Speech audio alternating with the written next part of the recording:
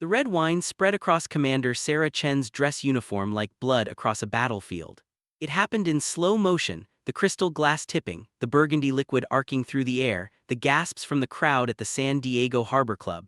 Sarah stood perfectly still as the wine soaked into the wool, her face revealing nothing while her heart hammered against her ribs. "Oh my God, I'm so sorry." The woman who'd bumped into the waiter wasn't sorry at all. Melissa Hartwell, wife of a prominent defense contractor, pressed manicured fingers to her lips in mock horror. Her eyes gleamed with something else entirely. "These military events are just so crowded, you'd think they'd limit the guest list to people who actually matter." Sarah felt every eye in the ballroom turn toward her. The annual Veterans Coalition Gala had drawn San Diego's elite: politicians, business leaders, real estate moguls, and the usual collection of people who wrote checks to feel important. As a Navy SEAL and one of only a handful of women to ever complete Bud-S training, Sarah had been invited to accept an award on behalf of her unit. Now she stood in a spreading pool of wine, her uniform ruined, while 300 people whispered behind their champagne flutes. "It's fine," Sarah said quietly.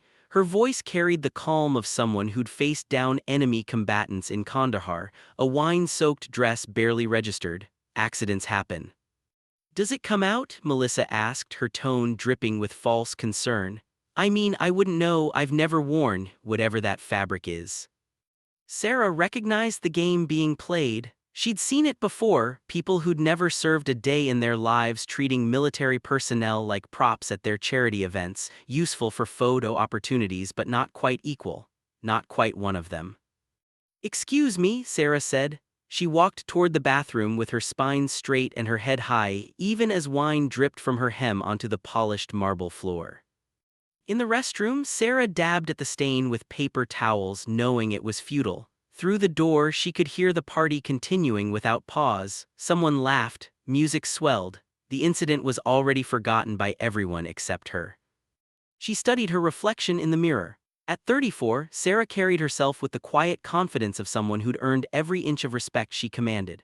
Her dark hair was pulled back in a regulation bun. Her face showed the kind of beauty that came from discipline and purpose rather than cosmetics. The wine stain spread across her chest like a scarlet letter. This wasn't the first time Sarah had felt like an outsider in a room full of civilians. It wouldn't be the last. 3 years earlier, Sarah had been part of a classified operation in Syria that went sideways when intelligence failed. Her team had extracted 17 civilians from a compound under heavy fire, carrying children through smoke and chaos while bullets tore through the walls around them. 2 of her teammates didn't make it home.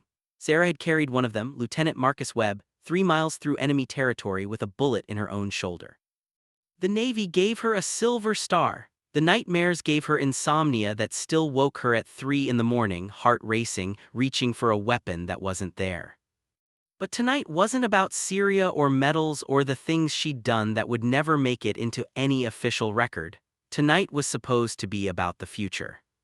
For the past 18 months, Sarah had been working on something that mattered more than any combat mission.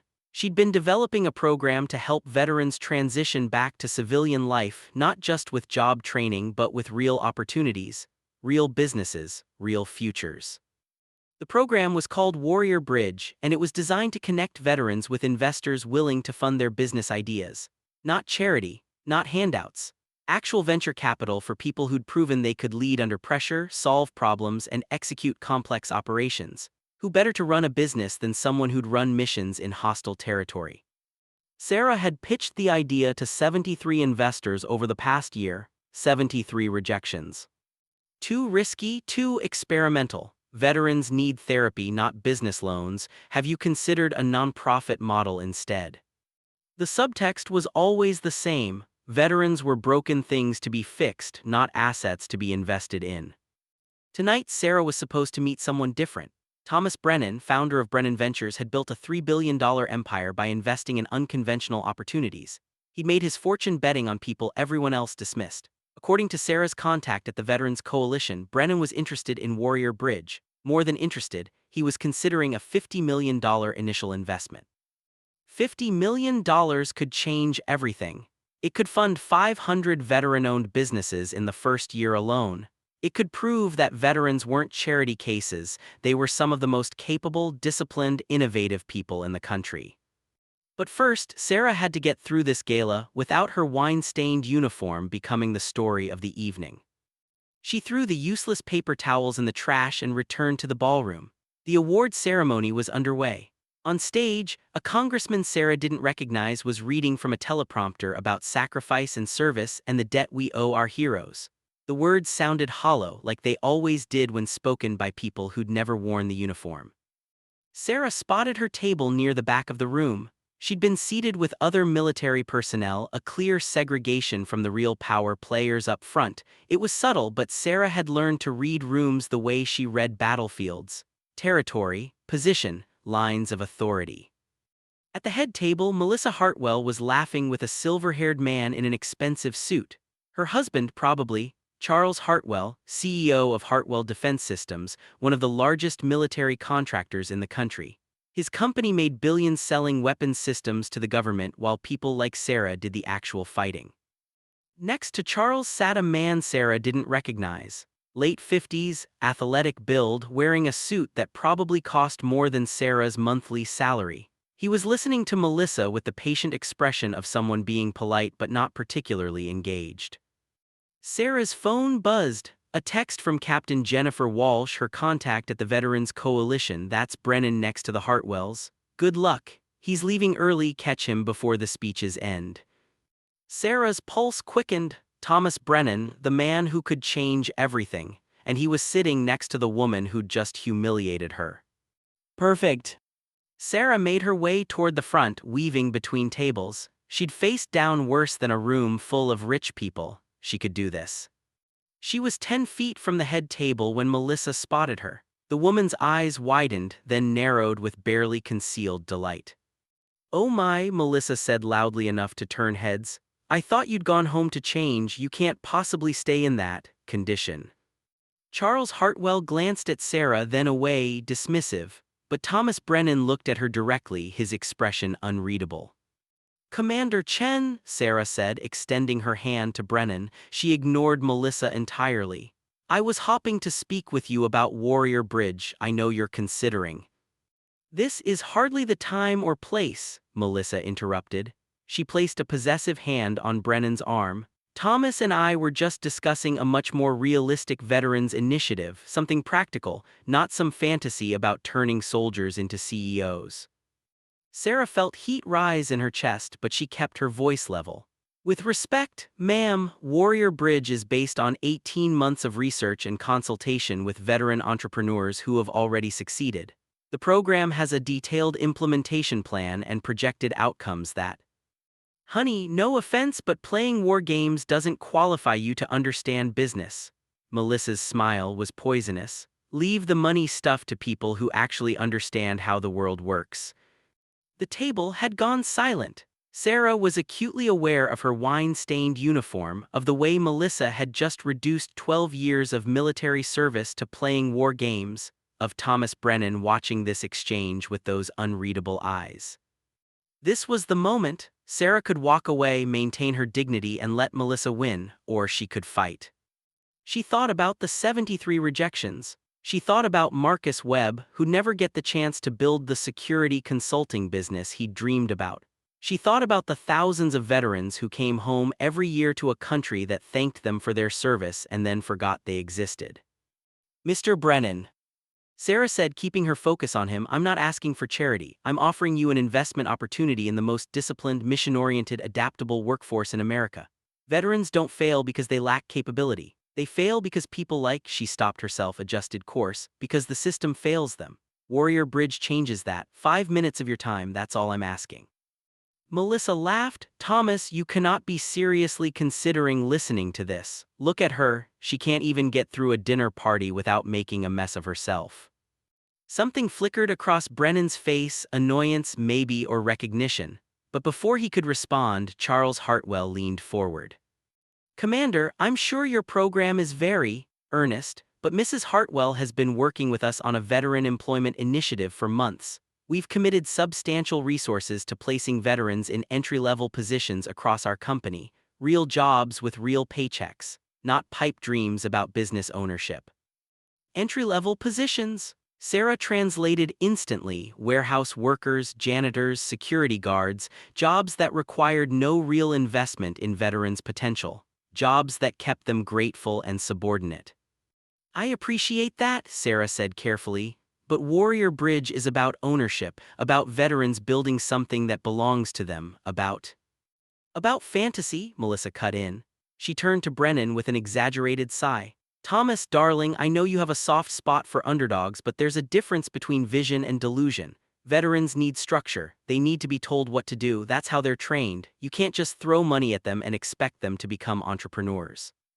The words landed like a physical blow. Sarah had heard variations of this argument before, but never stated so bluntly, never with such naked contempt. She opened her mouth to respond, but Brennan stood abruptly. "Excuse me," he said to the table, "I need some air." He walked away without looking at Sarah, without acknowledging her pitch, without anything. Melissa's smile was triumphant. "Well, that went well for you, didn't it, Commander?" Sarah stood there for a moment, the wine stain on her uniform suddenly feeling heavier. Around her, conversations resumed. The moment passed, she'd failed. She returned to her table in the back, sat down, and stared at her untouched plate while the congressman finished his speech about heroes and sacrifice and the debt we owe. Later, after the awards were distributed and the crowd began to thin, Sarah made her way to the parking garage. Her feet ached in her dress shoes. Her shoulder, the one that had taken the bullet in Syria, throbbed the way it always did when she was stressed. She found her car, a 10-year-old Honda Civic that had seen better days, and leaned against it for a moment. The concrete walls of the garage felt safe somehow, familiar, like the walls of a bunker. Her phone buzzed again. "Captain Walsh, I heard what happened. I'm sorry. Melissa Hartwell is a piece of work. Don't let her get to you." Sarah didn't respond. What was there to say? She was about to get in her car when she heard footsteps. She turned, instinctively cataloging exits and defensive positions before recognizing the habit and forcing herself to relax. Thomas Brennan walked toward her, his hands in his pockets, his expression still unreadable. "Commander Chen," he said, "I owe you an apology."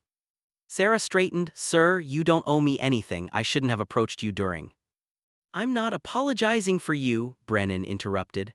"I'm apologizing for not stopping that circus in there sooner. Melissa Hartwell is a bully, Charles is a bureaucrat who mistakes process for progress, and I should have shut them down the moment they started patronizing you." Sarah didn't know what to say. In her experience, powerful people didn't apologize, they didn't need to. Brennan studied her for a moment. "That wine wasn't an accident, was it?" "No, sir." "And you handled it with more grace than I would have." He pulled out a business card and handed it to her. "My office, Monday morning 9 a.m., bring your full pitch for Warrior Bridge, financials, implementation timeline, risk assessment, everything. I want to hear it without the peanut gallery offering their uninformed opinions." Sarah took the card, her fingers trembling slightly. "Mr. Brennan, I was a Marine," he said quietly. "Long time ago, did 2 tours in Vietnam before I figured out I was better at making money than making war. But I remember what it was like coming home. I remember people looking at me like I was damaged goods, like the best years of my life were behind me." He met her eyes. "They were wrong, and they're wrong about you, about all of you." He turned to leave, then paused. "One more thing, Commander, that uniform, the wine stain, don't have it cleaned, wear it Monday. I want to remember why I'm making this investment." He walked away, leaving Sarah standing alone in the parking garage with a business card in her hand and something she hadn't felt in a long time. Monday morning arrived with the kind of crisp California sunshine that made everything feel possible. Sarah stood outside the glass tower that housed Brennan Ventures, her wine-stained dress uniform pressed and perfect except for the burgundy mark across her chest. People on the sidewalk stared. A few whispered. Sarah ignored them all. She'd spent the weekend preparing, financials revised, PowerPoint polished, every potential question anticipated and answered. This was her mission, and she'd planned it with the same precision she'd once used to plan extractions in hostile territory. The lobby was all marble and steel, designed to intimidate. Sarah had stormed buildings where people were actively trying to kill her. A fancy office didn't impress her. She gave her name to the receptionist, who picked up a phone and murmured something Sarah couldn't hear. A moment later, a young woman in a sharp suit appeared. Commander Chen, I'm Rebecca, Mr. Brennan's assistant. He's ready for you. Follow me, please. They rode the elevator to the 23rd floor in silence. The doors opened onto a space that was somehow both luxurious and Spartan, expensive but functional, like Brennan himself, Sarah thought. Rebecca led her to a conference room where Thomas Brennan sat alone at a long table, reading something on his tablet. He looked up when Sarah entered and gestured to the chair across from him. Commander, thank you for coming. Thank you for the opportunity, sir. Just Tom? He set down the tablet. And before we start, I want to be clear about something. I don't do meetings out of pity. I don't invest in projects because they make me feel good. I'm here because I looked into your background over the weekend and I think you might be onto something real. Sarah sat down, her back straight, her hands folded on the table. I appreciate that, Tom.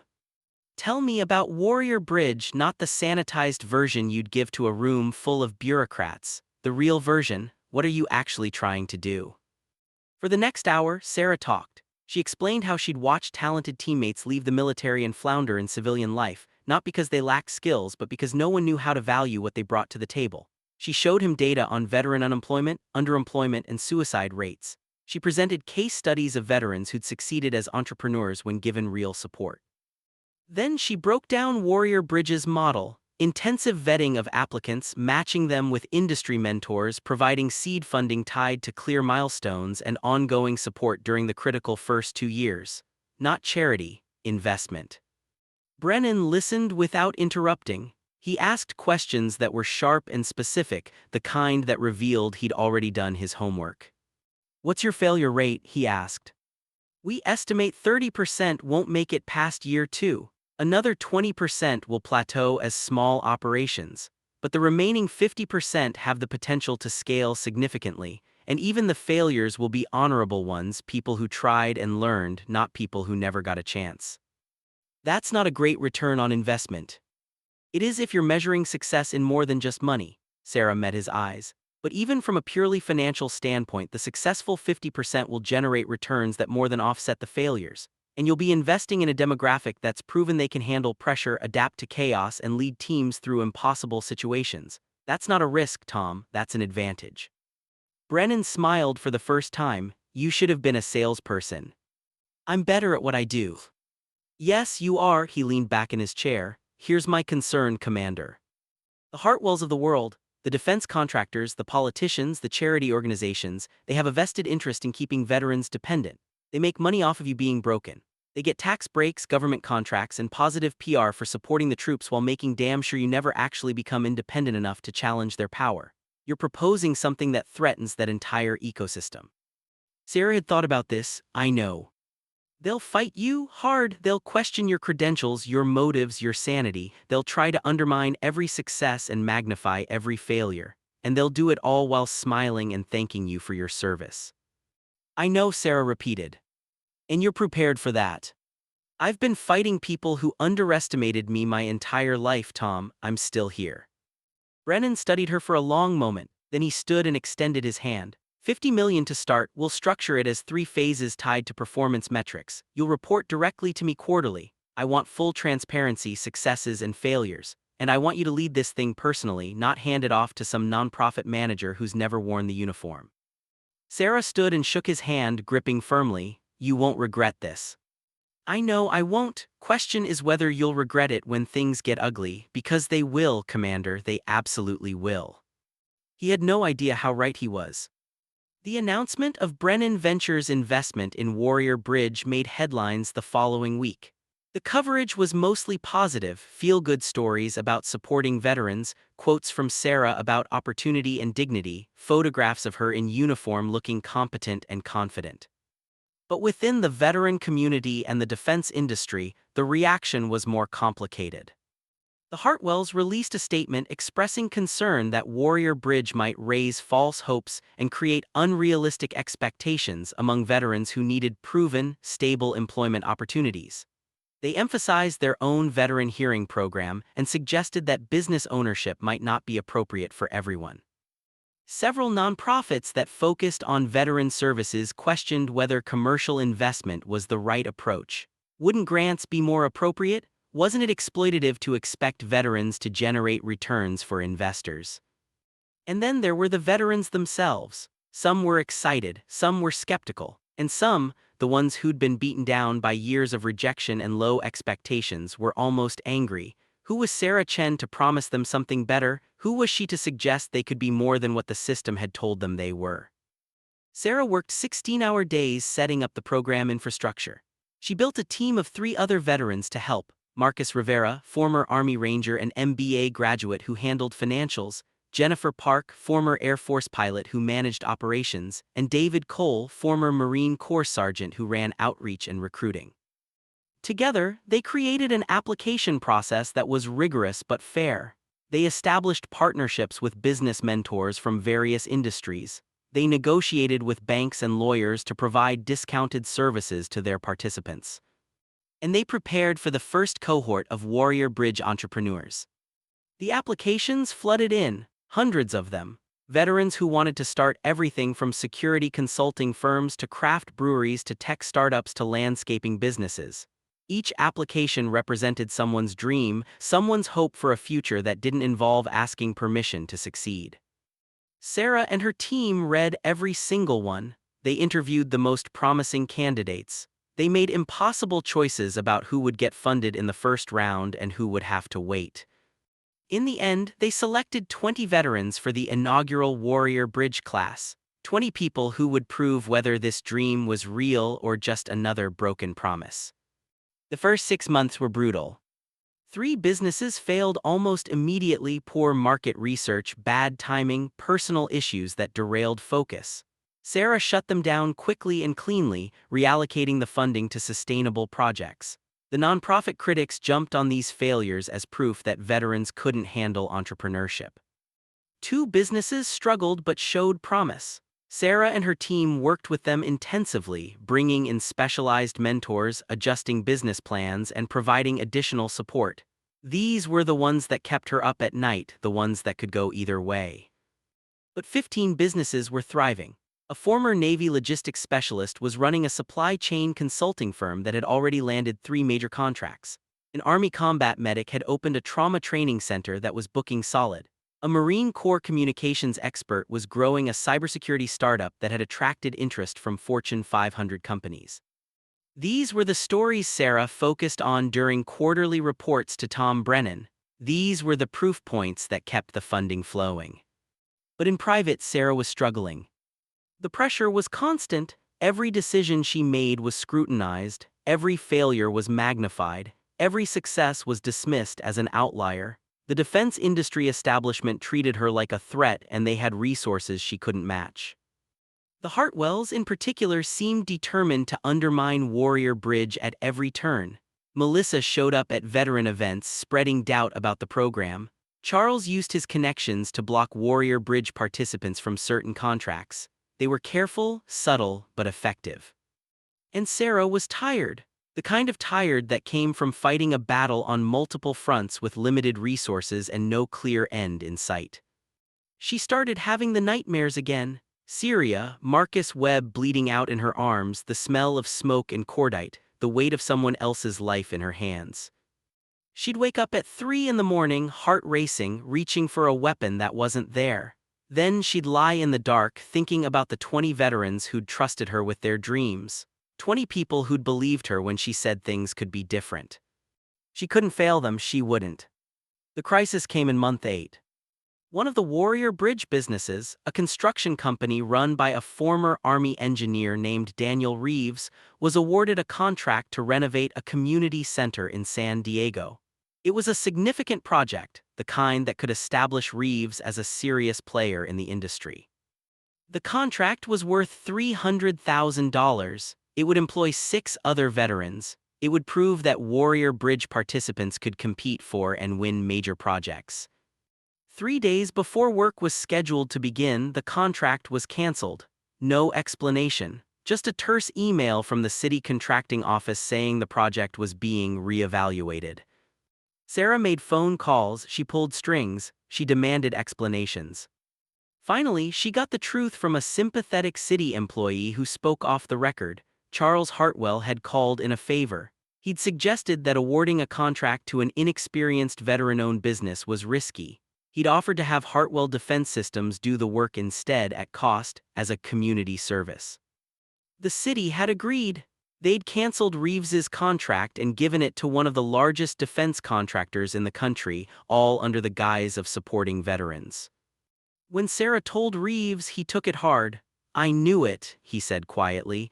"I knew something like this would happen. They don't want us to succeed, Commander. They want us to stay grateful and quiet." "We're going to fight this," Sarah promised. "How? They own the system. We're just trying to survive in it." Sarah didn't have an answer, not yet. She called an emergency meeting with her team. They sat in their small office, cramped, underfunded, nothing like the glass towers where their enemies worked, and tried to figure out what to do. "We could go to the media," Jennifer Park suggested. "Make this public, show what they're doing." "The Hartwells will spin it," Marcus Rivera countered. "They'll say we're attacking them for trying to help veterans. We'll look like bitter conspiracy theorists." "Then what?" David Cole demanded. "We just let them destroy everything we've built." Sarah listened to her team argue, feeling the weight of leadership in a way she hadn't since Syria. In combat, the enemy was clear. The mission was defined, but this was different. This was fighting an enemy that smiled while they stabbed you in the back. She thought about Marcus Webb, about the promise she'd made to herself when she carried his body through the desert, that his death would mean something, that the things they'd fought for would matter. "We don't fight them directly," Sarah said finally. "We outwork them. We make Warrior Bridge so successful, so undeniable that they can't stop us without exposing themselves. We document everything. We build evidence, and when the time is right, we use it." "That could take years," Rivera said. "Then we take years." Sarah met each of their eyes. "This isn't a sprint, it's a campaign, and we're going to win it the way we won every other impossible mission, through discipline, persistence, and refusing to quit." They worked harder, they supported their entrepreneurs with everything they had, they celebrated every small victory and learned from every setback. And slowly, Warrior Bridge began to prove itself. By the end of year 1, 18 of the original 20 businesses were still operating, 12 were profitable, 5 were growing fast enough to hire additional employees, all veterans. The media started paying attention. Not the puff pieces from the initial announcement, but real journalism. Stories about specific veterans who'd transformed their lives, features on the innovative businesses being built, questions about why this model wasn't being replicated more widely. Tom Brennan approved Phase 2 funding. Another 30 veterans joined the program, then 50 more. But success brought new challenges. The bigger Warrior Bridge grew, the more threatening it became to the established order.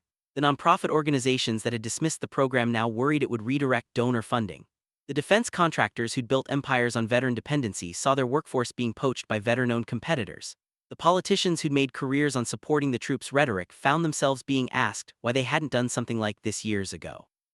And the Hartwells escalated. It started with rumors, whispers that Sarah was mismanaging funds, suggestions that Warrior Bridge was a vanity project more about her ego than helping veterans. Anonymous complaints filed with oversight boards, each one requiring time and resources to address. Then came the audit. A state agency announced an investigation into Warrior Bridge's use of investor funds. The stated reason was routine oversight, but Sarah knew better. This was surgical. Someone with connections had made a phone call, and now every financial decision Sarah had made for the past 18 months would be examined under a microscope. The audit took 6 months, 6 months of stress and scrutiny and having to justify every dollar spent. 6 months of watching her team's morale erode as they wondered if the whole thing was about to collapse. The auditors were thorough and, to their credit, professional. They interviewed everyone, they reviewed every contract, they examined every expense report. And they found nothing wrong. The report was released on a Friday afternoon. Warrior Bridge had operated with complete financial integrity. All funds had been used appropriately, all documentation was in order, no evidence of mismanagement or fraud.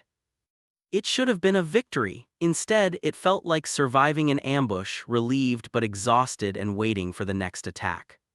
That attack came in the form of Melissa Hartwell. She'd started a competing program called Veteran Success Network, funded by Hartwell Defense Systems and several other defense contractors. It offered veterans comprehensive support services, including job placement, counseling, and realistic business consultation. The subtext was clear. Warrior Bridge was the risky, unproven approach run by an idealistic Navy SEAL who didn't understand business. Veteran Success Network was the safe, corporate-backed alternative run by people who really knew what they were doing. Melissa launched the program at a press conference where she stood in front of American flags and spoke about her commitment to veterans. She never mentioned Warrior Bridge by name, but she didn't have to. Every description of her program was positioned as a contrast to what Sarah was doing. "We believe in meeting veterans where they are," Melissa said to the cameras. "Not everyone is cut out to be a business owner. That's okay. We offer real jobs with real companies, not risky experiments that might leave people worse off than when they started." Sarah watched the press conference on her laptop, feeling something cold settle in her chest. This was more than competition. This was an attempt to destroy everything she'd built. The worst part was that Melissa's program would work in its way. It would place veterans in entry-level jobs. It would generate positive press. It would allow the defense contractors to claim they were supporting veterans while keeping those same veterans dependent on their largesse. It was everything Sarah had been fighting against, wrapped in the language of helping. That night, Sarah sat in her apartment and seriously considered quitting. She was so tired of fighting, tired of being questioned and doubted and undermined, tired of carrying the weight of other people's dreams on her shoulders. She thought about what her life could be like if she walked away. She could take a corporate job, make good money, let someone else fight these battles. But then she opened her laptop and started reading emails from the veterans in the program. There was one from Daniel Reeves, the contractor who'd lost the city contract to Hartwell Defense Systems. He just won a different project, bigger, better paid. His company was hearing its fourth employee. Another from Maria Sanchez, a former Marine who'd started a food truck business. She just signed a lease on a brick-and-mortar restaurant. And one from Jennifer Park, her own teammate. "Don't you dare quit, we're winning. They're just too stupid to realize it yet." Sarah closed her laptop and made herself a promise. She wasn't going to quit. She wasn't going to let the Hartwells or anyone else decide what veterans were capable of. She was going to finish this. The turning point came in month 22. One of the Warrior Bridge businesses, a technology consulting firm run by a former Army intelligence officer named Kevin Wu, landed a contract with a major tech company. The contract was worth $2 million. It would employ 15 veterans. It was the kind of success that couldn't be ignored or dismissed. The tech company announced the contract at a press event, specifically highlighting that they'd chosen Wu's firm over several larger, more established competitors because of the quality of the work and the unique perspective veterans brought to cybersecurity. The media coverage was extensive, and in every story, Kevin Wu credited Warrior Bridge with making his success possible. "Without Commander Chen and her team, I'd be working security at a mall somewhere," Wu said in an interview. "Not because that's all I'm capable of, but because that's all anyone thought I was capable of. Warrior Bridge didn't just give me funding, they gave me permission to believe I could do more." The interview went viral. Within days, Sarah was fielding calls from news outlets, podcasters, and business journalists who wanted to know more about Warrior Bridge. And then Tom Brennan called. "I've got 3 other investment firms asking about Warrior Bridge," he said without preamble. "They want to know if we're expanding and if there's room for additional investors. I'm recommending we take their money and scale this thing nationally. What do you think?" Sarah took a breath. "I think we need to make sure we can maintain quality as we grow. I think we need to." "Commander, I'm not asking if you're ready for perfection. I'm asking if you're ready to win." She thought about Marcus Webb, about all the veterans who never got a chance to prove what they could do, about the Hartwells and everyone like them who'd tried to keep her down. "I'm ready," she said. The expansion happened fast. Within 6 months, Warrior Bridge was operating in 8 cities. Within a year, it was in 20 states. The program that had started with $50 million and 20 veterans was now managing over $200 million in investment capital and supporting more than 300 veteran-owned businesses. The success stories multiplied. A former Navy pilot started an aerospace consulting firm that partnered with NASA. An Army medic launched a medical device company that revolutionized battlefield trauma care. A Marine Corps logistics specialist built a supply chain analytics company that Amazon tried to acquire for 8 figures. These weren't outliers, they were proof of concept. The media narrative shifted. Articles that had once questioned whether veterans could succeed in business now questioned why it had taken so long to invest in them properly. Politicians who'd ignored Warrior Bridge began attending ribbon-cutting ceremonies and claiming credit for supporting the program. And the Hartwells got quieter. Veteran Success Network still existed, still placed people in entry-level jobs, still generated its corporate PR. But it was increasingly clear which approach was actually transforming lives. Melissa Hartwell stopped appearing at veteran events. Charles Hartwell's company quietly stopped trying to block Warrior Bridge participants from contracts. They hadn't changed their minds, they'd just lost. 3 years after that wine-stained night at the gala, Sarah was invited back to the San Diego Harbor Club. The Veterans Coalition was hosting another fundraiser, and this time Sarah was the keynote speaker. She stood at the podium in her dress uniform, cleaned and pressed, no wine stains this time, and looked out at 300 people who'd paid $1,000 each to hear her talk. Tom Brennan sat at a front table looking proud. Her team sat nearby looking exhausted and happy, and in the back, barely visible, were Melissa and Charles Hartwell. Sarah didn't mention them, she didn't need to. Instead, she talked about the 317 veteran-owned businesses that Warrior Bridge had funded. She talked about the 1,200 jobs those businesses had created, all of them filled by veterans. She talked about the 8 Warrior Bridge companies that had been acquired by larger firms, making their veteran founders wealthy enough to invest in other veterans' dreams. She talked about Marcus Webb and the promise she'd made to herself when she carried his body through the desert. This was never about proving veterans are capable, Sarah said. We've always been capable. This was about demanding that the rest of the world recognize what we bring to the table. Not charity, not pity, investment, respect, and a fair chance to build something that belongs to us. The applause was loud and long. Sarah stood at the podium, accepting it, knowing it wasn't really for her. It was for every veteran who'd been told they weren't enough, who'd been offered entry-level positions when they'd led soldiers through combat, who'd been treated like broken things instead of assets. After her speech, Sarah made her way through the crowd, shaking hands and accepting congratulations. She was almost to the exit when Melissa Hartwell appeared in front of her. For a moment, they just looked at each other. Sarah waited, curious what the woman would say. "You've done well," Melissa said finally. Her voice was flat, neutral. "I underestimated you." "Yes," Sarah said simply, "you did." Melissa's lips tightened. "Don't get too comfortable, Commander. Success makes people forget the struggles. In 5 years, no one will remember that you had to fight for this. They'll just expect it to exist." Sarah smiled, not triumphant or cruel, just calm. "Good, that means we've won. When supporting veteran entrepreneurs becomes the expectation instead of the exception, when people can't imagine why we ever did it differently, that's not forgetting the struggle. That's honoring it." She walked past Melissa without waiting for a response. Outside, the San Diego evening was cool and clear. Sarah stood on the steps of the Harbor Club and looked out at the city, the same city where she'd stood 3 years ago with a wine-stained uniform and a dream that most people thought was impossible. Her phone buzzed. A text from Kevin Wu: "Just closed our 5th major contract, hearing 6 more veterans next month. Thank you for believing in us."